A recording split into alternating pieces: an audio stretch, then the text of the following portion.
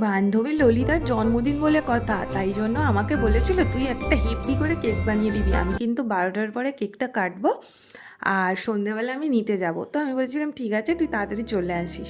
তো এসে কেকটা নিয়ে গেল। আর তারপরের দিনকে ছিল আমার আরও দুটো কেকের অর্ডার। একটা ছিল এক বেন্টো আর একটা ছিল 1 পাউন্ডের কেক। তো দুটোই যেহেতু ছিল আমার চকলেট ফ্লেভারের, সেই জন্য আমার খুব সুবিধা হয়েছিল একসাথে ব্যাটারটা রেডি করে নিয়ে তারপরে ওটিজিতে আমি বসিয়ে দিই। আর তারপরে গিয়ে দেখলাম যে আমার আর বাক্স মোড়া নেই। আমি না সবসময় বাক্স এক্সট্রা মুড়ে মুড়ে রেখে দিই। তো আমার কাছে যেহেতু হুটহাট কেকের অর্ডার বেশি আসে, তখন আমি আর বাক্স মোড়ার টাইম পাই না। সেই জন্য আমি রেডি করে আগে থাকতে রেখে দিই কিছু কিছু করে। তো তারপরে আমার কাজ কমপ্লিট হয়ে যাওয়ার পরে স্নান করে খাওয়া দাওয়া করে এখন বেরিয়ে পড়েছি। আর দুপুরবেলা তো পুরো রাস্তা একদম ফাঁকা। আর স্টেশনের কাছে গিয়ে দেখলাম মনামি এখানে দাঁড়িয়ে আছে আমার জন্য। তো আমরা কোথায় যাচ্ছি জানতে হলে চ্যানেলটা সাবস্ক্রাইব করে দাও। দেখা হচ্ছে নেক্সট মিনি ব্লগে।